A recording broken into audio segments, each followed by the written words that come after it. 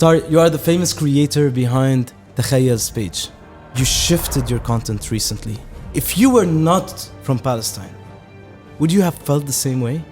This disgusting beast of death and destruction has just touched my life, and it shocks you to your core. They had dreams. All of a sudden, you wake up, he's a name, and breaking news, he's killed. War isn't necessarily bombing. That you're writing something on a child's hand, and the child is going to ask. And I was just wondering, what answer do you give to that child? Half of the children in Gaza would be orphans after this war. Every human right listed on the Human Rights UN website is broken in Palestine for the last 75 years. Every other year there's a war. This one was different. There is a crime committed every second. In the course of this conversation, while we're speaking right now, there is a mother right now screaming.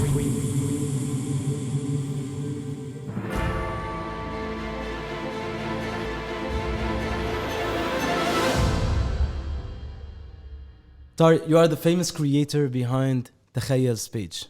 And you've been doing this content for over how long? A couple of years. What inspired you to start creating content on your social media? Thank you for having me in Khaleej Times. What inspired me to start Takhayal? It's a very often recurring question where people ask this. It's honestly extra time, and it's something that I felt that I needed to do for my kids first. And it happened during the COVID pandemic when it started. When they started creating content. Yes, and it started for a completely different reason. I'm a rather shy person that I don't like to be on camera at all. And if you look at my social media, until this moment, I have, I think, 3,000 followers. That's it. And it's a public account. The knowledge that you have, that you share on the Khaleej.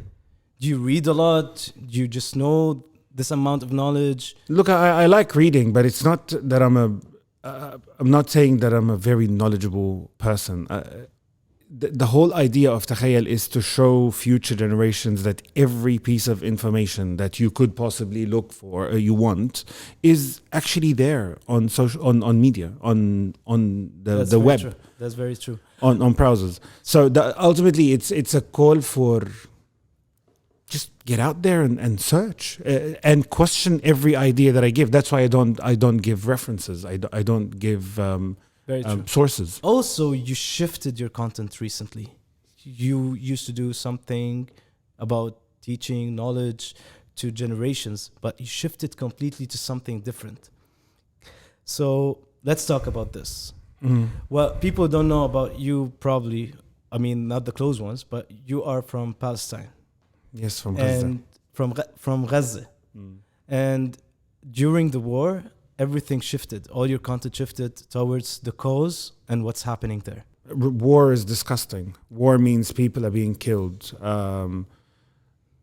Donkeys are being killed. I saw a donkey yesterday. Yeah. This video that went viral of the donkey being, No, yesterday, man. The donkey was there, and what broke my heart is, I'm sure the donkey doesn't know what the hell is going on. In Gaza and in Palestine, every other year there's a war. This one was different. Do you agree? Yes and no. I don't think every other year there's a war. I think there's a war since 1948, since 1939, since 1927. I can go back. Since 1916, there's been a war in Gaza, in Palestine. Yeah. So I'm not with the school that says there's a war that breaks out every year, because war, by definition, has so many different meanings. War isn't necessarily bombing. War is putting people under siege. War is stopping people from getting education. War is... Read human rights. Every human right listed on the Human Rights UN website is broken in Palestine for the last 75 years and longer. It surprises me that the same people that are saying, no, we will not cease fire in Palestine, are the ones who actually used human rights in so many cases in history. When convenient. Right. Yes. There's one video that you did, I think it was on a podcast, and you said What can a mother tell her child when she's writing his or her name on their arms and legs? And it really got to me that we never think about those small details. Like when a mother comes to her child and says, "We're gonna write your name." Yeah, well, when she writes the name, I mean, you have kids, right? Yeah. Allah yahfadhum. Taslam ya Rab. I have kids, and kids are curious, right? So you don't have to tell them anything. You do something, they ask a question. What are you doing? Yeah. I mean, just what's the mindset of the mother writing this? You know what she's doing, right? She's marking her child. And she's marking her child for one of two reasons. There's no third. It's either if she's gone, she wants to make sure that they know that this is the baby. This is our son. He belongs to such and such family. Because that's the name. The name is Ahmed bin Kada, bin Kada, bin Kada. You're just writing marking Yes. the child, and you're telling them the history of that child, right? It's like an ownership. You know, the little card you get by the RTA that says this is the car of so and so. It's V8. It's so and. It's the same thing. You're writing something on a child's hand, and the child is going to ask. And I was just wondering, what answer do you give to that child? Honestly, help me out. If you have an answer, tell me. I'd love to know. Would the mother tell her child, "This is because if you got killed, we know that this is you"? Can she say that? I mean, children are not. They know there's a war, but they don't expect themselves to be killed. Are they feeling normal about the war? Are they feeling it's okay that we are living like this? I mean, man, I don't know. I don't know. I wish I can tell you the answer. I have no idea. I've never been in a situation at that level. Never have. But I just feel sorry for every mother that lives there, knowing that she might wake up tomorrow Or not wake up. And you know, that's interesting. You know, if she wakes up, would you say she's lucky that she woke up? This question, I really think sometimes when I think about the people living in Gaza or Palestine in general, but especially Gaza now, I mean, I cannot understand how they are feeling. I do not have the capacity to understand the feelings that they are going through every day. And sometimes I go and check videos of people smiling over there. And I feel like we are the weak ones over here when they are, sometimes you get power from those guys because they are always smiling, always positive, and it's hard to say it, but they accept that they have to fight this fight. I mean, that's a positive way of looking at it. But I also think that no human being, no creature, not even animals, should live under those conditions. Honest to God, I mean that. You mentioned something very interesting, that first we know 50% of people living, of the population of Gaza are children under the age of 18. Yes. And recently the numbers of the people that are killed is around 20,000. The number of kids killed is recorded dead, under 20,000. Under 20,000. Yeah, dead, we don't know yet, because there's a lot of people that are missing, or under. Yes. Yeah. And remember the whatever that little confined place that they call Gaza, is destroyed. They can't access a lot of the areas. There are a lot. So I mean, like half of the children in Gaza would be orphans after this war. Orphans, traumatized. They have a lot of probably psychological issues. If they hear any sound, bomb, anything, they will recreate the whole war in their mind. What will happen to those kids that are not even receiving medical help? So what about if they are orphans? Who will support those kids? I want to ask those questions to the people that run the world. That those are the people that need to answer those questions, not us, not me, not you, not the audience. I'm serious. These people need to realize that there is 2.2 million people living in one of the most confined areas on the planet, an open air prison that is 365 square kilometers, right? And the amount of bombs that have been dropped is the equivalent of 4 atomic bombs. Oh my God. 4 atomic bombs. There is, numbers, man. We got to stop talking numbers, right? When Al-Ma'madani massacre happened. What's important in this? If not numbers, what should we address? Is to stop the atrocities. Stop it right now. Stop it. There's nothing else that we should talk about except for stopping the atrocities that are happening there every second. If it's not for the men, it's for the women. If it's not for the women, it's for the children. It's not for the children, do it for the animals. Did you ever think what is the reason why it's not stopped from, 10, 15 days after we saw the amount of damage that this is causing, not only buildings, human life that is just gone? Ahmed, since the beginning of the 7th of October, 200 plus 200 and I think 65 is the number. It keeps on changing. Numbers, they keep on changing. The number of people that are being killed in the West Bank, where there is no 7th of October. Yeah. Right? So what I want to say, we are watching Gaza today with a lot of attention because there's a lot of news that are coming out that are unusual. Yeah. So in the beginning, I think it was the 5th or the 6th day when the Israelis bombed Al-Ma'madani hospital. Yes. And they said there are 500 people dead. The world went absolutely mad. Yes. Social media was on fire. Do you realize that we're losing about 500 people every single day since then? So they made something that huge. They caused the chaos, and then they made it. You got upset for 3-4 days, and then they're doing it every day. Are they testing what would happen if we did this? What's our limit? I don't think it's testing. I think they're just doing it, right? And I think because we keep on diverting our attention and thinking of what should we do to the orphans? How should we fix the hospitals? What do we do to the schools? All of this is very important, but not now. We need to cease fire. Not now. Yeah. Now, there is a crime committed every second. In the course of this conversation, while we're speaking right now, there is a mother right now screaming.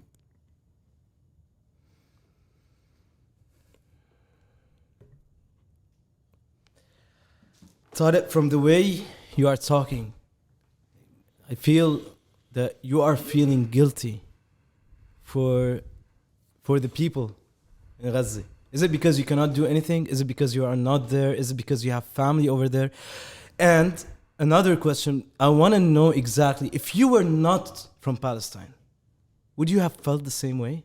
Absolutely. You feel the same way whenever you see people being killed. Look, you're either human or you're not.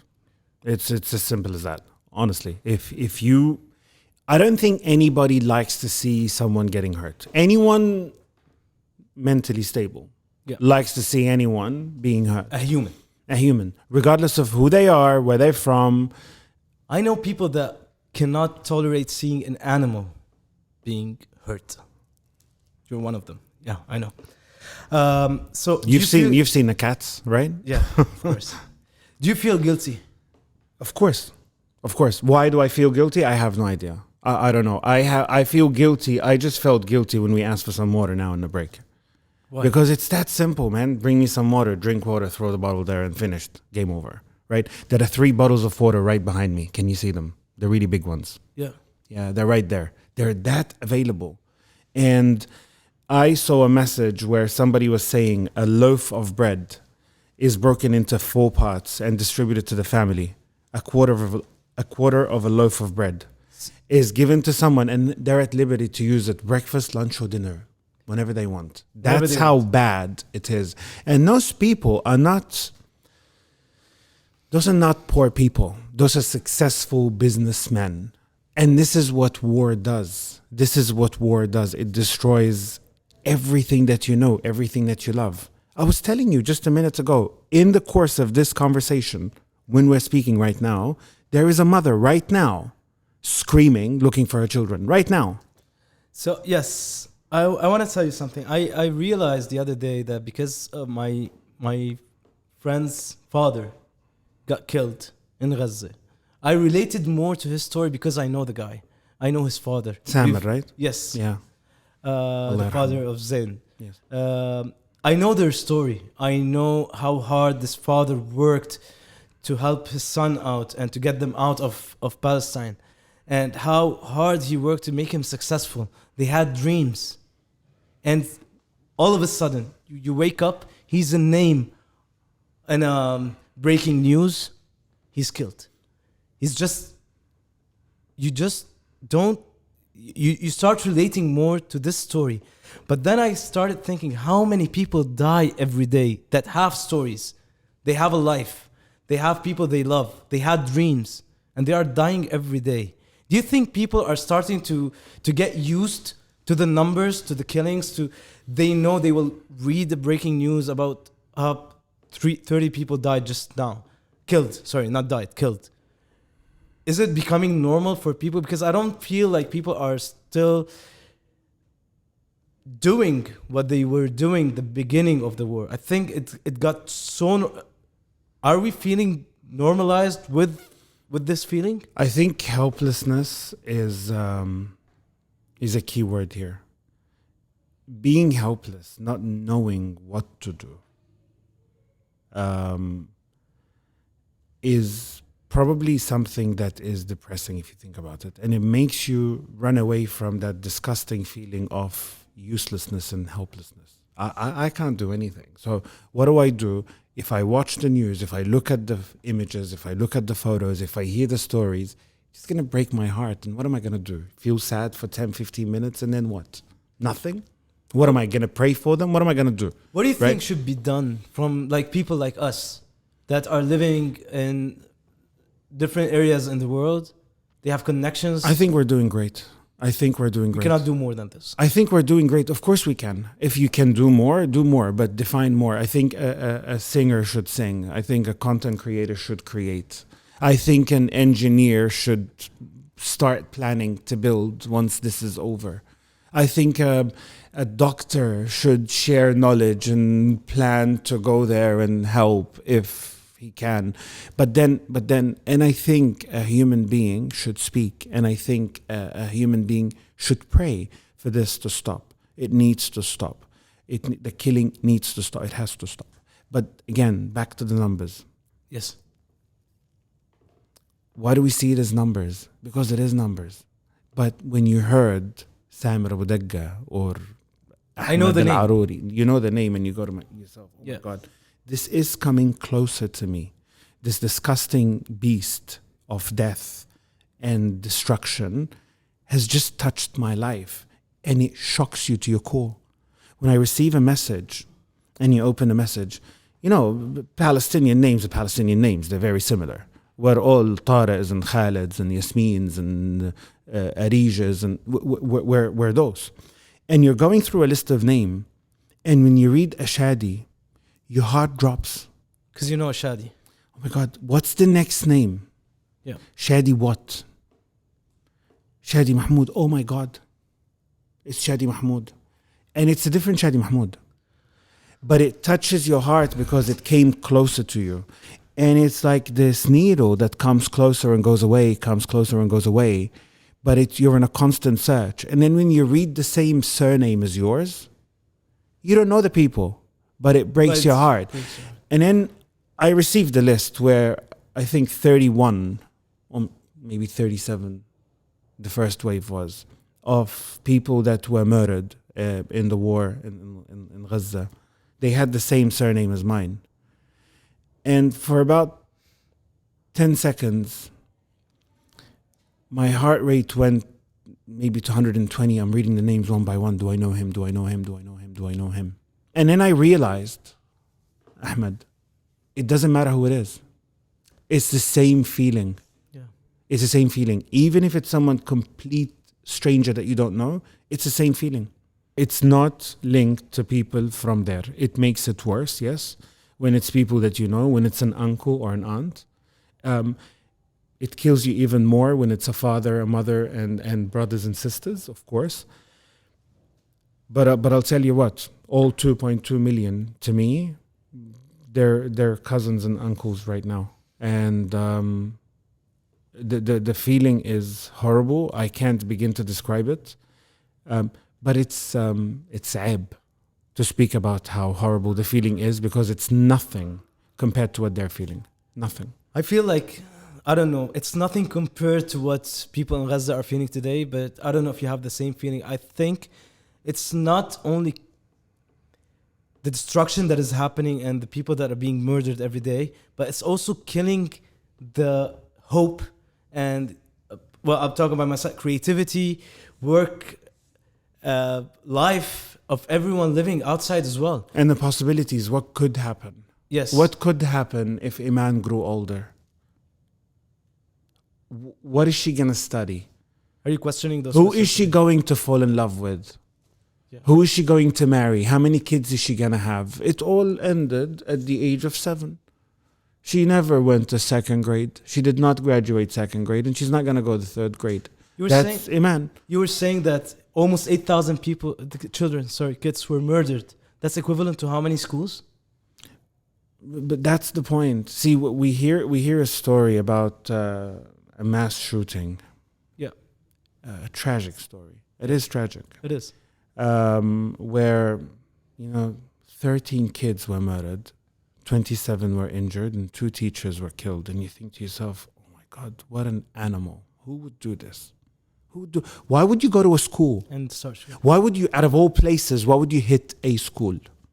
The numbers today in Gaza, initially, not the missing ones. Yes. The ones that are confirmed dead, wiped, finished, gone, never back, are 10,000 approximately. Kids. That's the equivalent of how many schools? A classroom is 20 people? Yes. Yeah? Okay. In Let's do every the math, yeah. in every year there are 10 classes. Right? In 12 years there are 120 classes. True? Yes. That's a big school. That's a very big school. Right? In every grade there's 200. In 10 years there's 2,000. 2,400 in every school. We're talking about 4 schools. Shut down. Gone. Finished. Yes. Tomorrow, when the world comes back, there'll be the equivalent of 4 schools that there are no kids playing in the playground. No one. Finished. Gone. And we go numb because it's 10,000. It's just 10,000. Yeah. It becomes, now it's 11. Oh, that's only a 10% increase. Thank God. It's almost absurd. Imagine there's no war today in Gaza. No war happened. And you lived in Gaza for how long? 9 months. You studied in Gaza? I studied in Ramallah. In the West Bank. But you lived in Gaza. Yes. You experienced it. Yes. Can you draw a picture? Tell me, you wake up in the morning, what's Gaza like? A beautiful place. Beautiful people. They love life. They love life. Oof. They have dreams. Oof. They wanna be love successful. life. Yeah. They love going out. They love building brilliant things. They very closely knitted, super friendly. You should see something very interesting about Gaza. They celebrate any stranger that comes. Oh. It's like a Eid for them. If they see someone from any country other than Gaza, they'll figure him out in a minute. Because remember, those are people that have been living on the siege for 18 years. Well, longer than that, but the last 18 years have been ridiculously bad. It's the largest open-air prison in the world, right? And whenever they see a stranger from outside, it's like Eid for them. Oh my God, stranger. Is it publicly known that it's an open-air prison? It is. By law, is that okay? International law? International law. Yeah, I mean... I don't know, is it? I don't know. Well, obviously in Gaza it is okay, yes. Yeah. In For Gaza in particular it is. But okay. why? I mean, what did a child do in order to be in an open-air prison? Yeah, this is called collective punishment. Collective punishment. Yeah. Okay, and it's happening collectively. It's been happening for the last 20 years. Okay, 18 years to be politically correct. Since you lived there, do you think like a person in Gaza have the privilege of going normally to school, have access to electricity? Bro, I'll tell you something. You know the longest road trip a typical kid in Gaza has taken is how long? I believe it should be short. Half an hour. That's it. Half an hour. You can cross Gaza from End north to end. Yeah. North to south. That's a long end, right? That's the longest road trip you can ever have as a child who was born in Gaza. If you live in the middle of Gaza, you're screwed. The longest road trip you have is 10 minutes. That's it. North or south. And then you reach a fence. It's a joke. The longest road trip you can have, and those are numbers. Numbers don't lie, right? Is if you live in the middle of Gaza, it's either 20 kilometers south or 20 kilometers north. That's it. Okay. That's all you have. You have friends in Gaza that have children as well. When a child is born, he's growing up. How do you explain to a child that you are living in this? He doesn't know any better. Doesn't know any different. That's it. There's a movie There's called... social media today. He can check his phone. He can see different sides of this life that he didn't explore. Habibi, I'll tell you something. Yeah. There is a child in Gaza that when he was told that electricity is always there, he said, he's joking. He thought it was a joke because electricity comes for 4 hours a day. That's in the great times. Yeah. And that's what we need to tell the world. Gaza prior to the 7th of October is not heaven. That's what I'm saying. It's unbearable. I mean, if we cease fire today, Gaza is being built again. It's built. What options do people in Gaza have when this is done? But let me define built. Built isn't the brick walls. Built isn't the concrete slabs. Yeah. Built isn't the roads. It's not the infrastructure. It's not the pipes. Built is the foundations that the country will be built on, right? It's the right to education, the right to travel, the right to entertainment, the right to healthcare. It's all those things that are basic. See, let's look at the UAE. Why do you live here? It's an amazing country. Why? I know. First and foremost, it's the safest country for my kids. Beautiful. Let me ask you something. There are other countries in the world where there are more high rises, many more high rises, much bigger than Dubai, much bigger than the UAE. Yeah. True or not? True. But you chose to live here. Why? Because it's the infrastructure, because it's the regulations, because it's the way they treat you, it's the rights that you have. Yeah. It's everything that is available for you from... I mean, we know things, we take things for granted here in the UAE, right? That's true. That is a privilege. You cannot do anywhere else. That is a privilege to 99% of the 8 billion people on planet Earth, That's very true. right? You leave your door open at night. And remember, it's not only the roads, it's not only the buildings, it's not everything. only the AC, it's all of those things together. It's knowing that Ahmed is going to be respected. If Ahmed, la qaddar Allah, gets sick, he's going to get access to healthcare. If Ahmed is hungry, he's going to find food. If Ahmed needs water, he can get it. If Ahmed wants to go to Al-Ain, he can just hop in the car and drive to Al-Ain. If Ahmed wants to go and sit by the beach, he can go and sit by the beach. It's all those things, right? And that's what we need to, that's how you build a country. It's not the roads.